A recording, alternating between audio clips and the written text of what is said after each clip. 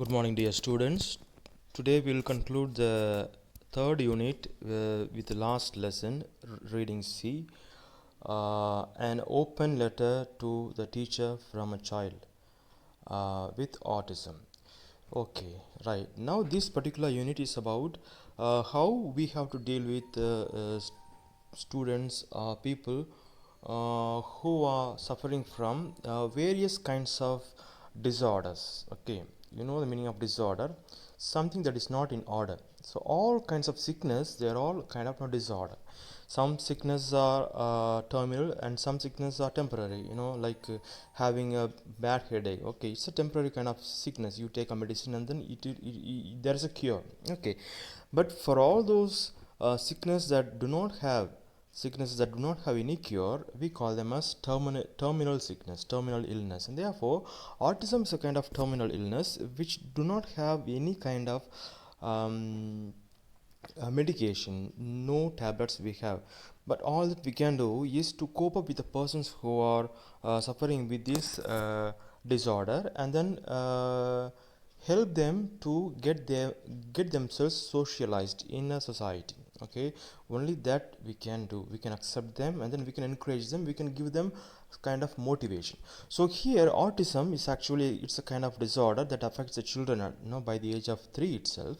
And these children who are affected by autism, mostly these children, they cannot concentrate. So no concentration, TRATION.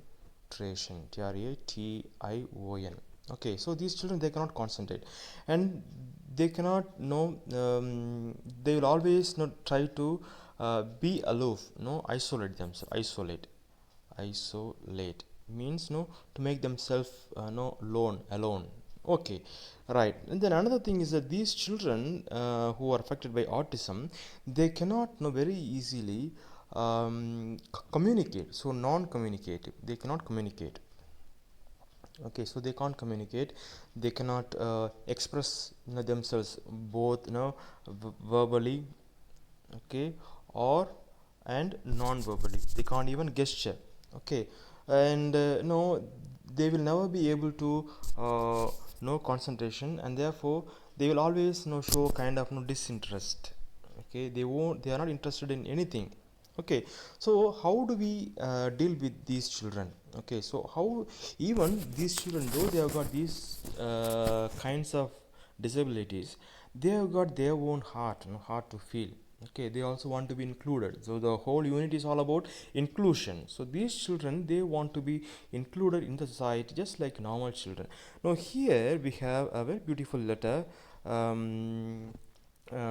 by a child with autism. Okay, so this letter is written by the father of this child, because this child cannot write, he cannot concentrate. So the father asks him, okay, one by one, as to how he feels about the school, how he feels about his own friends, how he feels about his own teacher. Okay, so and here and there he is able to get the idea of the earning of this child with autism, and then father writes everything that he has, the information that he has obtained from this child with the autism. Okay, right. Now I'm not going to explain this to you. Okay, so rather the first part of the video is about reading of this lesson. Okay, so as you listen to the video presentation about the reading of this lesson, you read one by one. Okay, then in the second part of the video you will find something about the proper explanation. Okay, so word by word, and you can follow it. Okay, so that will be sufficient, and then you will also find some kind of help to you to do some of the exercise. Okay, so till so all these things you will find there, and then till you have the answer to the following questions. Okay, right. Now so with that you can go into the reading of the lesson. Then in the third part I will explain to you about the grammar. Okay, have a nice day. Thank you. Unit 3, Inclusion. Reading C, an open letter to the teacher from a child with autism.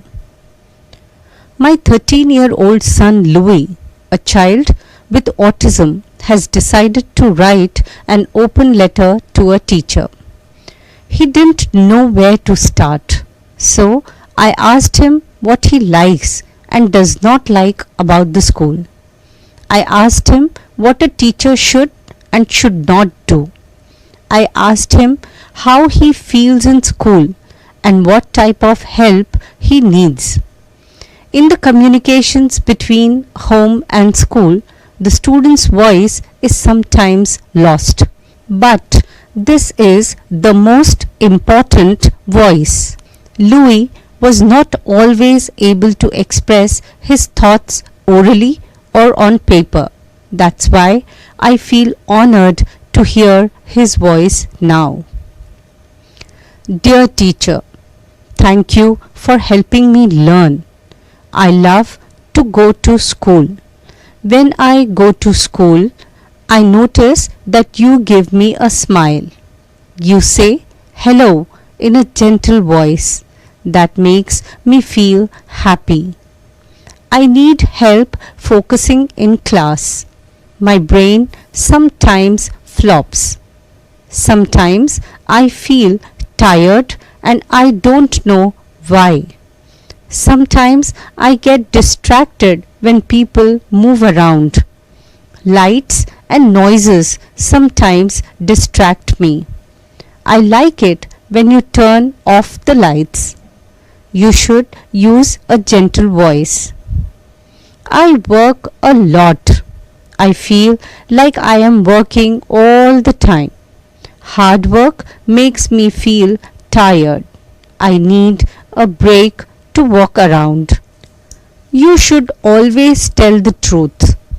One time I had a teacher who liked to say good job. I tested her. I gave her wrong answers. She kept saying good job. She was not telling the truth. When I make a mistake now, you always say you have to try again. That is telling the truth. I like it when you tell the truth. I don't like missing class to go to social skills or speech. I like my regular schedule. I want to be with the other students in my class. I want to learn with the teacher. I like lunch club. Lunch club is part of my schedule. I do not have to miss class to go to the lunch club. I feel confused when I have to talk to other students. I like to be around other students, but I don't know what to say. Words can hurt me sometimes. When I was in preschool, I asked my teacher where mom was. The teacher said, "Your mother is gone." I felt scared. I like it when you tell me. I like to work with you. I like it when you look in my eyes.